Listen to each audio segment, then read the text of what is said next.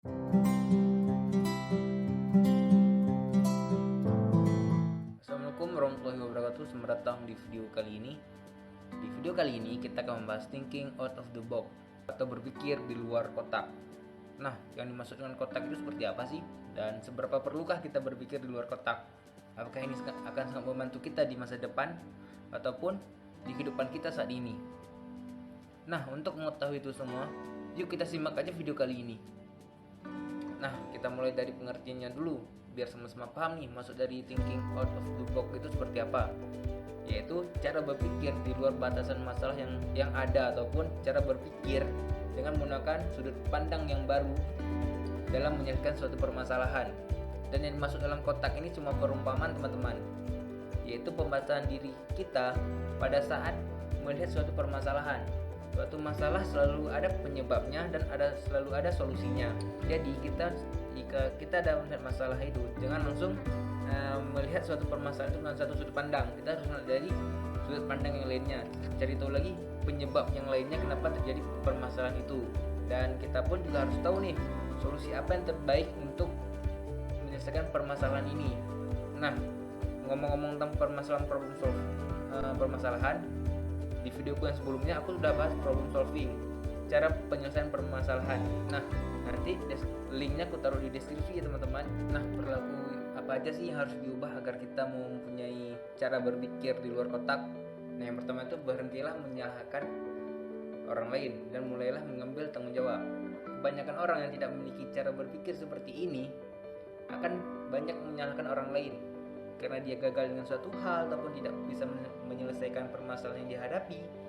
Yang harusnya yang kita lakukan adalah mulailah untuk mencari cara ataupun solusi agar permasalahan yang kita hadapi ini ataupun tugas yang diberikan oleh atasan kita ataupun guru kita bisa cepat selesainya.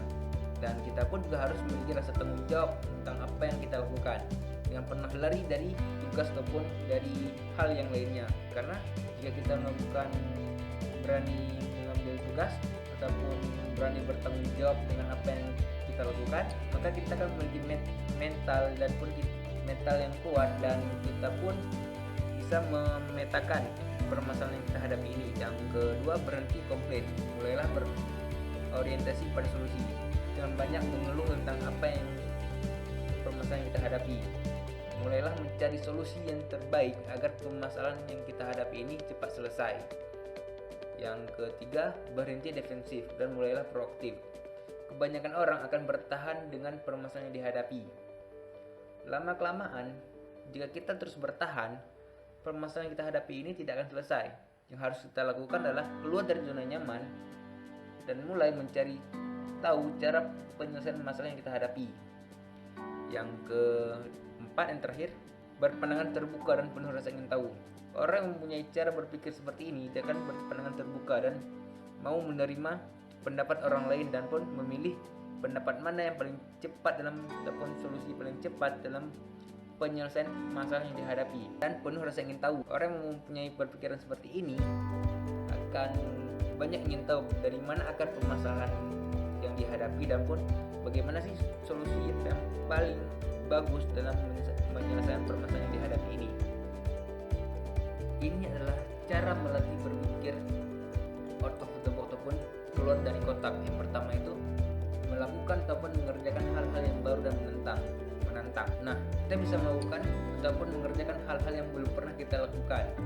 Dan sudah pasti kita akan mendapatkan permasalahan yang baru dan pun solusi yang baru tentunya. Yang kedua, cobalah membangun kebiasaan untuk bertanya dan berdiskusi.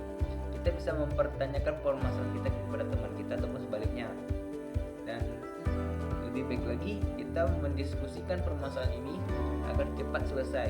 Karena semakin banyak orang yang membantu permasalahan kita, maka semakin cepat pula permasalahan yang kita hadapi. Yang ketiga, belajarlah dari pengalaman. Mungkin banyak orang itu mempunyai pengalaman yang berbeda-beda. Mungkin sama tapi tidak sama persis. Kita bisa mencari tahu akar permasalahan yang dihadapi oleh orang lain dan pun mencari solusi yang paling bagus untuk menyelesaikan permasalahan itu jika kita suatu saat nanti akan terkena masalah yang pernah dihadapi oleh orang lain, dan tentunya kita akan lebih siap jika masalah itu datang karena kita sudah memutuskan solusi yang terbaik. Yang keempat, rajin mencari sumber-sumber terbaru seperti membaca buku, mengikuti seminar ataupun dialog interaktif dengan tokoh untuk mencari inspirasi dan belajar dari pengalaman yang mereka dapatkan. Karena semakin banyak kita tahu pengalaman orang lain, maka semakin banyak pula cara kita tahu penyelesaian permasalahan tercepat itu seperti apa. Nah, terima kasih telah menonton video kali ini. Jangan lupa share ke sosial media teman-teman semuanya agar teman-teman yang lainnya bisa tahu nih cara berpikir di luar kotak itu seperti apa, ataupun thinking out of the box. Maaf ya jika bahasa Inggrisku banyak masih salah karena aku sendiri pun masih belajar. Jangan lupa subscribe channel YouTube aku biar lebih semangat lagi nih bikin videonya. Jangan lupa like dan komen. Dan satu lagi yang harus dilakukan, bunyikan lonceng agar notifikasi videoku yang terbaru bisa teman-teman dapatkan. Terima kasih telah menonton. Assalamualaikum warahmatullahi wabarakatuh.